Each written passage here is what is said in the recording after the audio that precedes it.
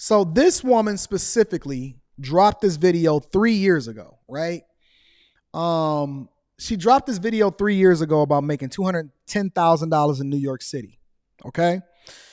I just seen a video probably a few days ago in which is this video right here. She then talks about she quit her job at Google because of burnout. But before we go into her quitting her job because of burnout, I want to first play the video and shout out to Marty Speed. I want to go over your super chat. I'm continuing to read super chats. I want to go over the video that she dropped 3 years ago about making $210,000 a year. I didn't even realize that it was the same person, but I watched this video a long time ago. But then when I seen her face saying she quit her job at Google because of burnout, and then she documented what her future endeavors was going to be, yes, that's her name. Bukola, I think her name is. Yep. So she has a YouTube channel. It is pretty popular. But I want to go over this video first, or give you the little basics. And then I want to share the video that she dropped on her channel very, very recently about why she quit her job. All right. Make sure y'all hit a like for the YouTube algorithm, subscribe to the channel, and turn on your notifications. Tap into the Patreon. Link is in the description as well as pinned to the top of the chat. Let's get into this first video. All right. I think part of the reason why I save so much comes from what I've learned from my parents. We never took vacations. We only went to the library. That was our vacation. They were basically just very frugal, and that carried on to me. I try to be pretty frugal.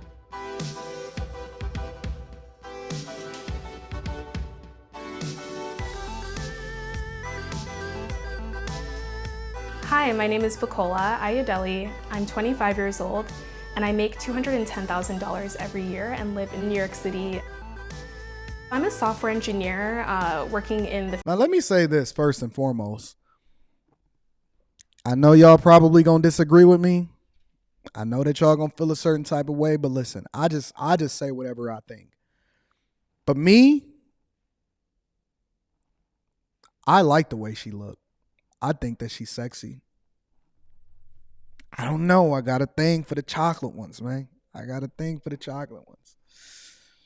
She may not look like much to y'all. She ain't got a BBL. She ain't got a bunch of work done and all of that. But I'm just telling you, when I see them looking like this, when they thin and they chocolate, and they can hold a conversation and they intelligent, it do something to me. When they thin and they chocolate and they can hold the conversation, I got a thing for it. It's a lot of people. I mean, let's be real. Based off of what we hear in these spaces, and people be like, yo, no, you know what a 10 is, and this is what that. I see people in the chat right now that say, heck no. I don't give a fuck what y'all say. I like them like this. I like the chocolate ones. I don't want you to be earthy. But I like them when they chocolate. I like them when they thin and they chocolate and they can hold the conversation. Listen, I hear you, Classy Beats. I know it's going to be a lot of back and forth about what y'all think is hot and what y'all don't. I like them like this. This is up my alley right here. This is it for me. This is it for me. Real talk. I like them dark. I like them chocolate, and I like them able to communicate. And as long as they got white teeth, I'm in there. As long as they got white teeth, I'm in there. So I'm just going to stop there. I have not actually seen this video, but I'm in there. That's all I need. I'm a simple man. I like them a certain type of way. I got a certain type. Maybe it's just a fetish for me or whatever, so on and so forth. But that's all I need. I'm with it. Fintech space. I'm building tools and applications for engineers. She not hot to y'all. She do a thing for me though. So I'm actually obsessed with tracking things. Like I track my calories, I track my workouts, and I also track my money. I believe in this philosophy of what doesn't get measured doesn't get managed. So I make sure I'm tracking my money. First thing I seen was the yellow.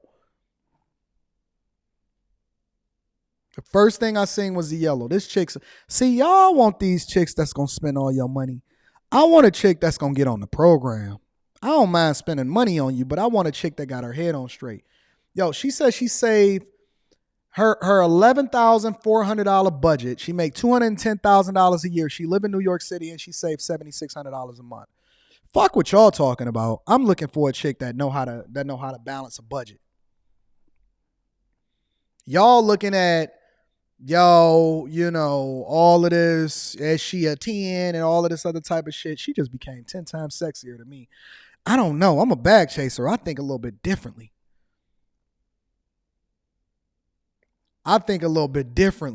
When I see this,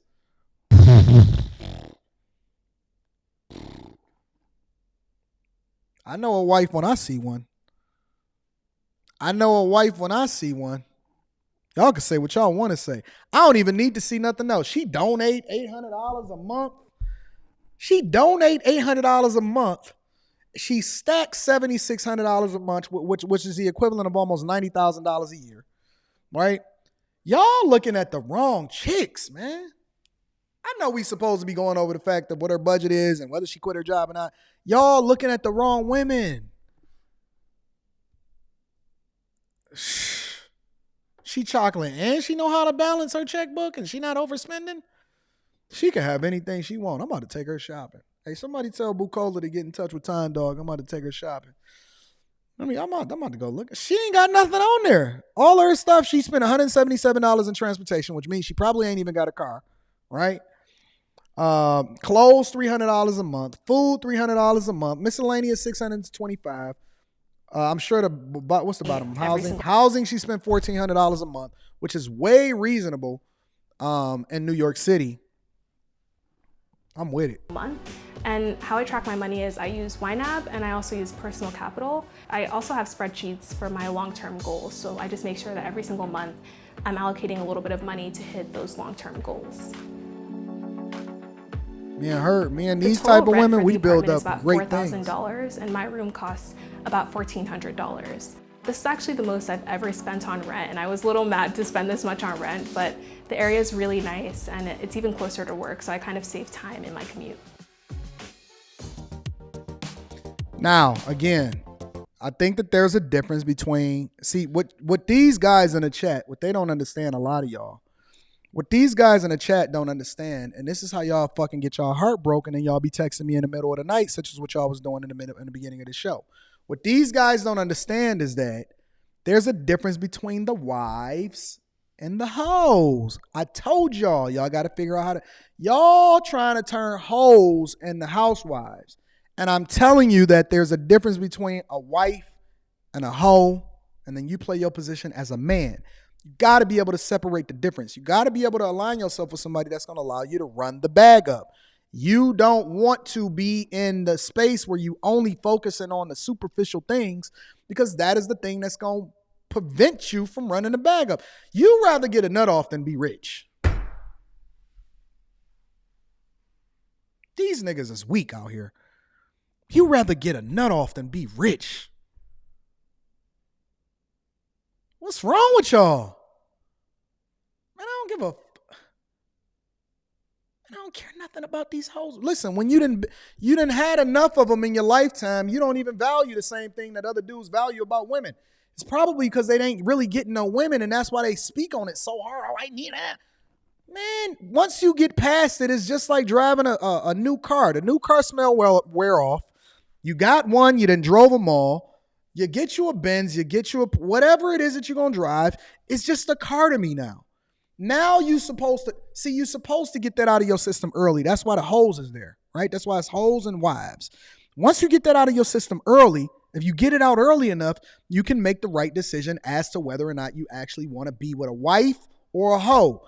Your problem is that you don't know how to separate the two. And so as a result, you keep picking hoes and then saying what's wrong with these modern women.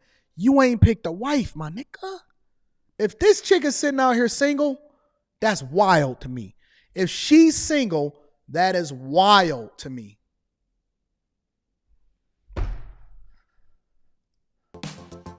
So I was born in Nigeria and I moved here when I was 6 years old. And we moved into like an inner city neighborhood when we first got here. And my parents really hustled and worked hard to get us to a better neighborhood. Growing up, my parents really valued education, and they really pushed my sister and I to pursue very traditional careers. She enunciating all of her words correctly. Shout out to Persevere Data TV. We gonna get there, big dog. I'm reading all super chats. Path. In our house, we had a saying that you could either be a doctor, a lawyer, or a disgrace. I actually majored in political science in college with the hopes of becoming a lawyer, but after working in a law-related field, I realized that this was not for me. So I looked back at classes in college that I really liked, and one of the classes I really loved in college were my computer science classes. Look how attractive that code is. I bet you that her code is all structured right. I bet you if you go into the source code of whatever it is that she got going in, it looks beautiful. When I can pull up that source code and I can see all of your stuff is beautiful and laid out correctly, and you noting it, and you got proper notes where it's supposed to be in your source code, that's sexy. You know how sexy that is? You know how sexy that is? And she's able to enunciate her words correctly? Man, that woman is...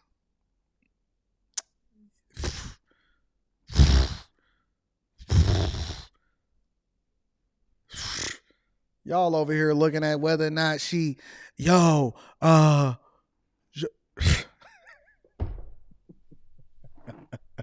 quit my job and do a sabbatical. During my time doing a sabbatical, I joined the Recurse Center. The Recurse Center is sort of like an engineering retreat. Hey, Jonathan Barronville, no. Listen, when you pull up somebody's source code and they actually got notes, and see, because when people have notes, they're not doing it for them because they already know of exactly what it is that they put together. They're doing it for the future version of them, and then to be able to have somebody else be able to go in and look at and find exactly what they're looking for, especially if you're having a problem. Jonathan Barronville, no, somebody that actually puts proper notation inside of their source code, that's sexy. That's sexy. JB, no. And just sort of build new projects. It was totally free, and it took 3 months. And then after that, 3 months later, I got a job. I got so many rejections left and right. And I just had to learn to just be a little bit more persistent. Look at her with them glasses on. We're getting our account balance, and then we're just returning self.accounts. So it's just easy. It can be kind of a little isolating to be the only Black woman, but I really just try to connect with other Black women and people of color in the software engineering space. I've been stopped a bunch of times from entering my job because they thought I just didn't work in the building. It's just crazy that things like that happen. Tech and software engineering is a really great career path. You get to work on really amazing projects, and you can earn a really good living doing this. So I think we've seen enough. This woman is starting to become, yeah, they trying to figure out if she can twerk, JB. I'm getting to the super chat. These dudes is, oh my God. All right, let me get into the next video. So apparently she quit her job. And so I did skim through the beginning of it because I seen it on my timeline and I wanted to make sure that it was relevant to what we was talking today. I need me some intelligent women around me. Y'all, they talking about twerking. They trying to find they chicks on Miami Beach. I'm trying to figure out where's the chocolate sisters that actually know how to hold a conversation at? You know what I'm saying? All right, so she apparently quit her job, and this is 3 years later. All right, so she was saving, probably got a couple raises here and there, probably was working remote. Apparently she was saving the equivalent of about $90,000 a year, somewhere around there. So I want to deep dive into this video.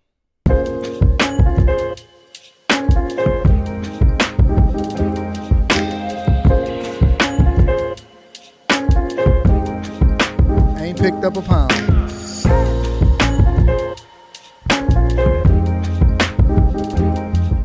Hey everyone, what's up? Welcome back to my channel. So today I'm quitting my job. It's a little nerve-wracking, but I've wanted to do it for a while now. Hold on, y'all. I know the guys is probably mad, baby girl, because you ain't got on no makeup, but it's all right. Don't worry about it. Because when these chicks that they be talking to take off their makeup, they be looking like ghouls and goblins. There'd be a whole man up under there like, Harpo, who is this nigga? All right, let's continue.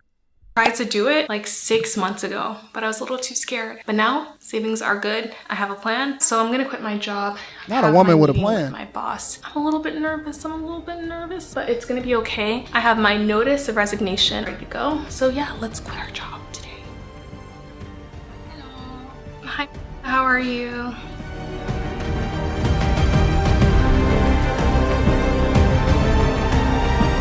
All right, so let me fast forward past this. Apparently she had already quit her job. It was a little awkward, but I did it. Hey everyone, what's up? Welcome back to my channel. I'm Bacola and I'm currently unemployed. Anyways, as you can see from my last video, I put in my 2 weeks notice. I quit my job at Google, and y'all, it was a very, very difficult decision to make. I felt like I was between a rock and a hard place. Like on one end, I had a great job, great pay, great coworkers, great manager, could work remotely, even work remotely abroad. Not often, but whenever I got my. So listen, I'm not sure if this is a woman thing or a man thing, but let me finish hearing the rest of what she got to say before I criticize it. Manager's approval. Literally nothing wrong with the job, right? But on the other hand, I was getting really burnt out. Like, you guys know I had a tough 2020, lost a family member, and 2021, 2022 were super difficult because I was really working 2 jobs. Like, I had my YouTube channel that I was dedicating 20 to 40 hours a week on, and then my day job, which is... That's why she quit. That's why she quit, because she was dedicating 20 to 40 hours a month over into her YouTube channel. And so it became too much for her, right? I haven't seen the rest of this video, but that's why I think that she quit. Because she had to make a decision of whether or not she's going to dedicate more time and energy into what it is that she's doing from her career perspective, or whether or not she's going to allocate more time into what she's doing in the content creation space. Now, I know that she got like 300 and something thousand subscribers over on YouTube, because when I looked at this video and I said, okay, let me see what she's doing on here, right? Most women cannot, most people, I'm not even going to say women, most people cannot sustain holding on to a position for an extended period of time and doing a hustle. The thing that you want to do is grow so much into what it is that you're doing in your hustle to where it becomes a sustainable business. And that way, in my opinion, you just maximize the amount of value that your time is. And the people that's a part of the bag chasers, you know what my calculation is for your time. But let me go ahead and hear what the rest of what she got to say. Also like 40 hours a week as well. So I was putting a lot of energy into content creation, into my current job, and it was burning me out. And also with my day job, I felt like I wasn't really gaining the skill set that I wanted to gain. So as you can see, it was really difficult. And for 6 months, I went back and forth. Should I quit? Should I not quit? Like, what should I do? I truly was confused. And I will say now I'm still confused. But I was truly confused. Should I quit Google? Should I quit YouTube? Should I quit Google and YouTube and take a break? What should I do? I had no idea. After a lot of reflection, I decided I'm just gonna quit Google. And of course, obviously it's not an easy decision to make. I'm someone who doesn't like uncertainty. I hate taking risks, hate taking paths that are not clear cuts, as you guys can probably tell. Which is really weird to hear this from her, because based off of the video that I seen from her on the Millennial Money, she's a person that is very, very, very, very, very calculated. And so I would like to hear what this plan is. Before I start to comment on what it is that I think that she should have did or what I see most people do. Not a risk taker at all, to be honest. But you know what? Life is short. It's okay to take a break. It's okay to take a risk. So I'm taking this time off. It's going to be about 6 months to a year. I will be creating content, but I'm taking it more as a sabbatical year for myself to just, you know, focus on my wellness, do some content creation, and figure out what I want to do as my next step. And even though it's a scary decision to make, you know, life is short. You know, you got to take some risks in life. You got to take time to rest too. So yeah, basically, I feel like ultimately it's definitely the right decision, but I just want to tell you guys, I hope this is not tone deaf with what is happening in the industry, and I'll let you know after 6 months like what eventually I decide to do, if I decide to go back to a job or if I decide to just do content creation full time. I really still want to somehow infuse my just really gain in my technical skills. I'm planning to do so many different things. Sorry this sounds pretty rambly, but I'm planning to do so many things during my time off. Planning to travel, planning to maybe even take some college classes, obviously do content creation, rest a lot, which I really need. And yeah, that's kind of like a summary of everything I'm planning to do. But it is definitely a difficult decision, especially now with the market being very tumultuous. It's a very difficult decision to leave your job, but yeah, I decided to do it. So let's go back into the office and wrap up my last 3 days of work and my last final days at Google.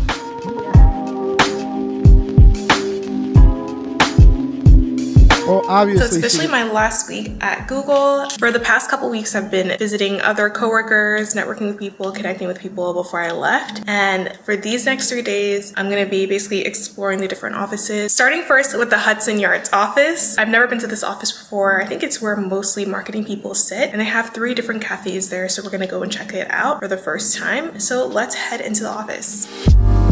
For my last few days, I literally had one goal. Outside of doing tasks to exit the company, my goal was to visit every cafe Google had to offer, and currently Google has over 15 cafes. Let's see if we can visit them all. Okay, so obviously she didn't quit she didn't get fired. So for everybody that's in the chat, because I see what y'all saying, for everybody that's in the chat that's saying that she got fired, clearly she didn't get fired, because usually what happens with these tech companies is when you get fired, they remove all of your access. They have you in a meeting with your manager, and then you basically have to turn in your equipment. You cannot go and visit all of the different campuses afterwards. All right.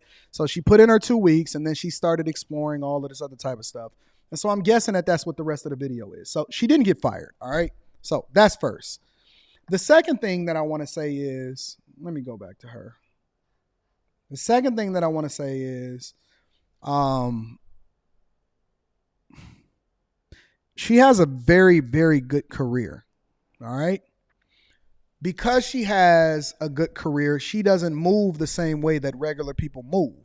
Meaning that, let's just say, for example, you found a good job out of high school, or you got a good position or whatever, so on and so forth, and you're scared, right? You got a good job and you don't know what the certainty is of you being able to have those transferable skills over into a different position. She's not operating under duress. And because she's not operating under duress, then that means that she can take more risks, because she knows that she has that safety net of always being able to go back and get a job. Even if there's uncertainty in the market, she will always have a position. She has the resume. She probably has the projects under her belt to be able to easily get a job. And more importantly, she has visibility on the internet, which is what I utilized in order to level up in corporate America. So what she calls a sabbatical, for a lot of y'all, would be unemployment long term, and you would be regretting quitting your job. All right. Third, I don't think that there's a problem with her quitting her job because she's financially stable. She's sound. I think that experience is awesome. She also has additional income, so it's not like she's just living off her savings. Apparently, her YouTube channel was doing really, really well, which is why she's contemplating the possibility of not even going back to work. And I think that this time off is probably going to force her to make some really, really strong decisions in her life as to whether or not she want to go into content creation full time, or if she's interested into continuing to go into corporate America. Now, my final point of this is she is going to be fine, right? She's going to be successful. She's going to be fine no matter what she does. She's very smart. She's articulate. She's been able to grow a following. She knows how to market herself effectively, and she has transferable skills. So this little 6 months is not going to make a difference. I don't even think it's going to make a difference in her savings. It's not going to take a dent in her or whatever. I'd be curious to know what her investment strategy is, but that's a completely different conversation. What I think, though, with this fourth point is that very few people are able to actually manage both for a sustained amount of time. Most times people have to pick one or the other.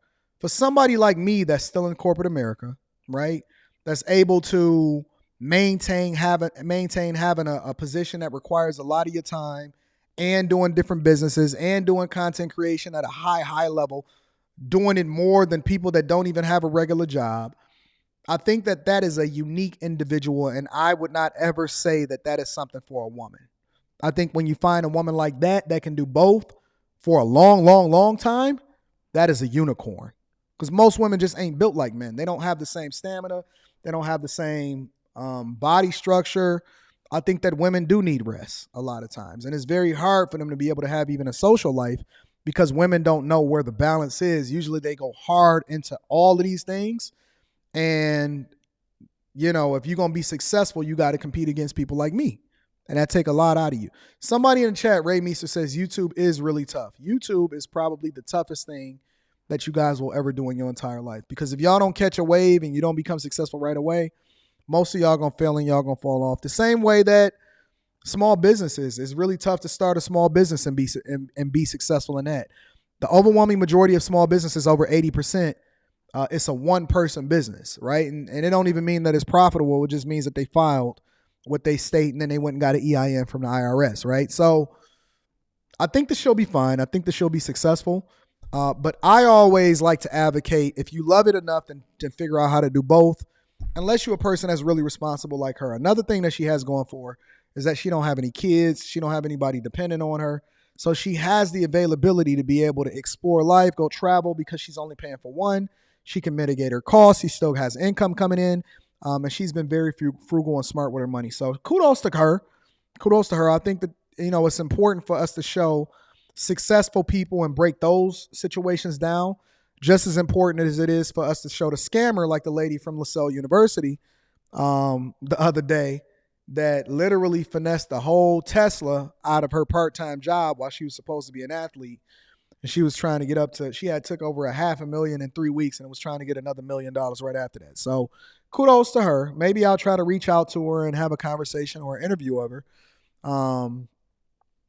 I need to get outside of this space that we've been in, and reach out to actually some other productive content creators that's not toxic. You know what I'm saying? So shout out and kudos to her. I think that she's very, very dope. She's sexy to me, and I think that she's incredible.